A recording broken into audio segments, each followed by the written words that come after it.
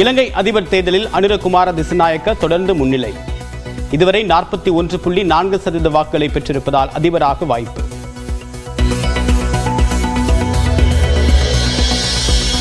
இருபத்தி 29% வாக்குகளை பெற்று எதிர்க்கட்சித் தலைவர் சஜித் பிரேமதாச 2வது இடம். 16% வாக்குகளுடன் தற்போதைய அதிபர் ரணில் விக்ரமசிங்கே 3வது இடம்.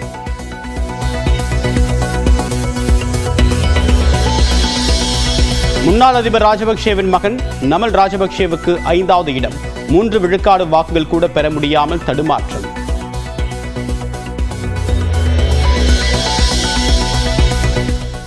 தமிழர்களின் பொது வேட்பாளர் அரியநேந்திரன் 4ஆம் இடம். தமிழர்கள் அதிகம் வசிக்கக்கூடிய யாழ்ப்பாணம் தேர்தல் மாவட்டத்தில் 2ஆம் இடத்தில் நீடிக்கிறார்.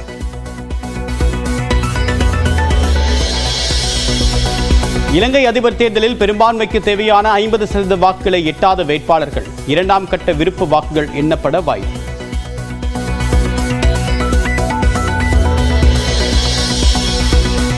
தேர்தலில் நமல் ராஜபக்சே 5ஆம் இடத்திற்கு தள்ளப்பட்ட நிலையில் அவருடைய மனைவி மாமனார் வெளிநாட்டிற்கு தப்பி ஓட்டம். பல அரசியல்வாதிகள் விமானம் மூலமாக தப்பிச் சென்றதாக தகவல்.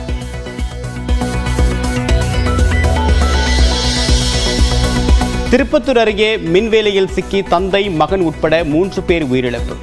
விலங்குகளை வேட்டையாடச் சென்ற போது தோட்டத்தில் அமைக்கப்பட்டிருந்த மின்வேலையில் சிக்கினர்.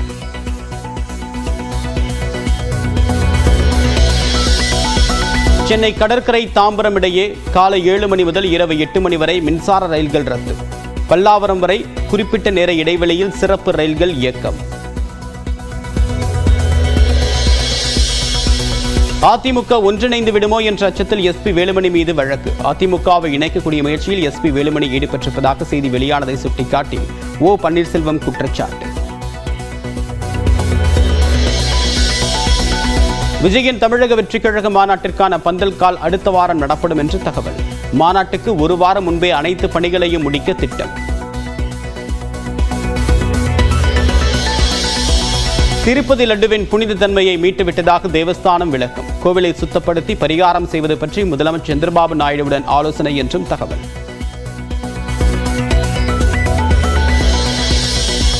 குவாட் உச்சி மாநாட்டில் இந்தியா, அமெரிக்கா, ஆஸ்திரேலியா, ஜப்பான் நாடுகளின் தலைவர்கள் ஆலோசனை. அடுத்த ஆண்டு இந்தியாவில் குவாட் உச்சி மாநாடு நடைபெறும் என்று பிரதமர் நரேந்திர மோடி அறிவிப்பு. राष्ट्रपति बाइडेन और सभी साथियों का अभिवादन करता हूं। 2025 में क्वाड लीडर्स समिट का आयोजन भारत में करने में हमें खुशी होगी।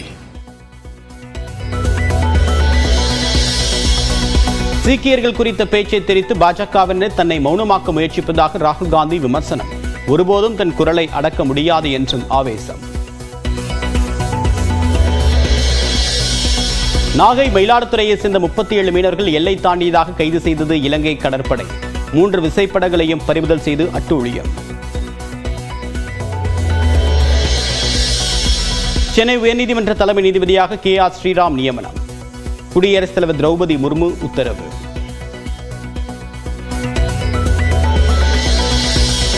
ஆம்ஸ்ட்ராங்கை கொலை செய்ய நாட்டு வெடிகுண்டுகளை சப்ளை செய்த ரவுடி புதூர் அப்பு கைது.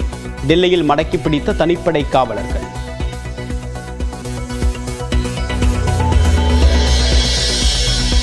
செஸ் ஒலிம்பியாட் 10வது சுற்றில் அமெரிக்காவை வீழ்த்திய இந்தியா. தங்கப் பதக்கத்திற்கான ரேஸில் தொடர்ந்து முதலிடம்.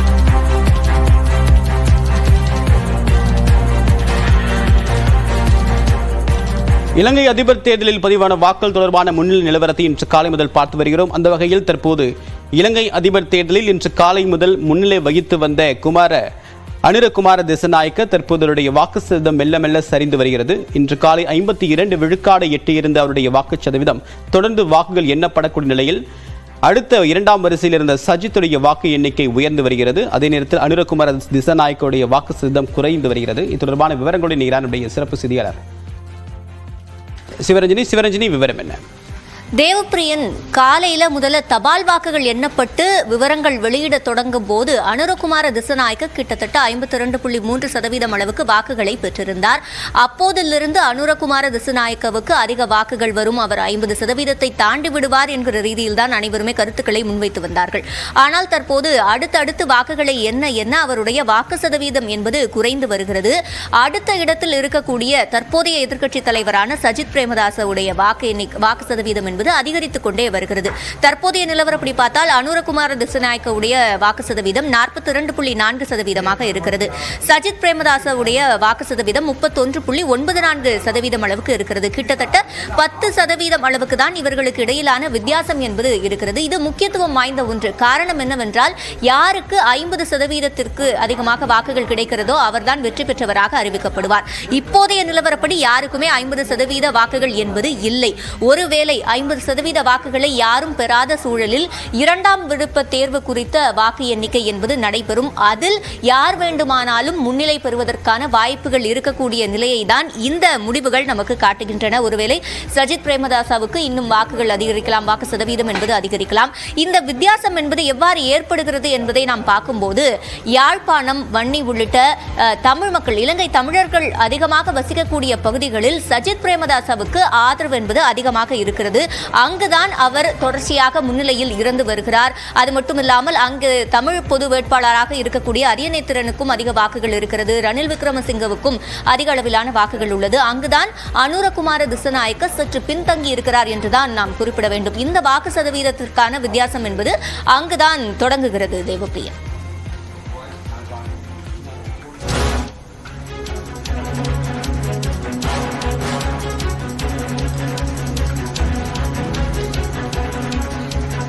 மற்றொரு அண்மை செய்தியை பார்த்து வருகிறோம். இலங்கையில் ராஜபக்ச குடும்பத்தினர் வெளிநாட்டிற்கு செல்வதாக தற்போது தகவல்கள் வெளியாகி வருகின்றன. இலங்கை அதிபர் தேர்தலில் அனுர முன்னிலை வகிப்பதால் ஊழல் புகாரில் சிக்கியிருக்கும் ராஜபக்ச குடும்பத்தினர் வெளிநாட்டிற்கு தப்பியோட்டமா என்ற கேள்வி எழுந்திருக்கிறது. இது தொடர்பான கூடுதல் விவரங்களை செய்தியாளர் முகிலனிடம் கேட்கலாம். முகிலன், தற்போது நமல் ராஜபக்சவை பொறுத்தவரையில் அவர் 4வது இடத்திற்காவது வருவார் என்று எதிர்பார்க்கப்பட்டது. ஆனால் அதற்கும் பின்னிலையில் தான் அவர் இருக்கிறார். இந்த சூழல்ல இந்த செய்தி எந்த அளவுக்கு முக்கியத்துவம் வாய்ந்தது? சிவரஞ்சனி, நீங்கள் குறிப்பிட்டபடி தற்போது இந்த முடிவுகள் ஏறத்தாழ உறுதியாக இருக்கக்கூடிய சூழ்நிலையில் பலரும் தற்போது காட்டுநாயக்க விமான நிலையம் மூலம் வெளிநாடுகளுக்கு புறப்பட்டு செல்லக்கூடிய ஒரு சூழ்நிலையை நம்மால் பார்க்க முடிகிறது. இதுவரை நமக்கு கிடைத்திருக்கக்கூடிய தகவல்படி சுமார் 23 அந்த குடும்பத்தினர், இந்த பிக் இன்ஃப்ளூயன்ஷியல் ஃபேமிலிஸ், அவர்கள் இந்த ஸ்ரீலங்கா காட்டுநாயக்க விமான நிலையத்திலிருந்து மற்ற நாடுகளுக்கு சென்றிருப்பதாக தகவல் வெளியாகிறது. குறிப்பாக அமெரிக்கா சென்றிருப்பதாக தகவல் வெளியாகிறது. இங்கிருந்து இலங்கையிலிருந்து துபாயிலிருந்து அமெரிக்கா செல்வதாக தான் தற்போது தகவல் வெளியாகிறது. மிக முக்கியமாக நமல் ராஜபக்சவின் மனைவி தற்போது எமிரேட்ஸ் விமானம் மூலியமாக வேறொரு நாட்டுக்கு சென்றிருக்கிறார். அதே போல தொண்டமான் குடும்பத்தை சேர்ந்தவர்கள், பொன்சேகா குடும்பத்தை சேர்ந்தவர்கள், விக்ரமசிங்கே குடும்பத்தை சேர்ந்தவர்கள் என பல முக்கிய குடும்பங்களில் இருக்கக்கூடிய குடும்ப உறுப்பினர்கள் தற்போது மற்ற நாடுகளுக்கு காட்டுநாயக்க விமான நிலையத்திலிருந்து செல்லக்கூடிய ஒரு சூழ்நிலையை நாம் பார்த்து வருகிறோம். ஏற்கனவே தேர்தலின் போது அனுரா ஏற்கனவே ஒரு தேர்தல் வாக்குறுதியில் இது ஊழலில் ஈடுபட்டவர்கள் மீது கடுமையான நடவடிக்கை எடுக்கப்படும் என்று தெரிவித்திருந்தார். அந்த வாக்குறுதியின் காரணமாக இவர்கள் செல்கிறார்களா, இல்ல வேற ஏதும் காரணங்கள் இருக்கிறதா என்பதை நாம் பார்க்க வேண்டும். ஆனால் தற்போது கட்டுநாயக்க விமான நிலையத்திலும் பாதுகாப்பானது பலப்படுத்தியிருக்கிறது. பல முக்கிய நபர்கள் அந்த நிலையத்தில் செல்வதால் தற்போது அங்கும் ஏராளமான காவல்துறையினர் குவிக்கப்பட்டு வருகின்றனர். சிவரஞ்சனி, விவரங்களை வழங்கியமைக்கு நன்றி முகிலன்.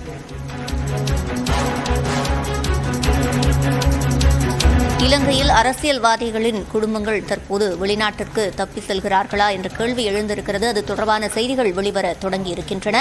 யார் இன்றைய தினம் 9வது அதிபராக பதவியேற்க இருக்கிறார் என்பது தொடர்பான முடிவுகளை நாம் அவ்வப்போது அண்மை நிலவரங்களாக பார்த்து வருகிறோம். இது தொடர்பாக தொடர்ந்து பார்க்கலாம். இனி தேவப்பிரியன், உங்களிடம். நன்றி சிவரஞ்சனி.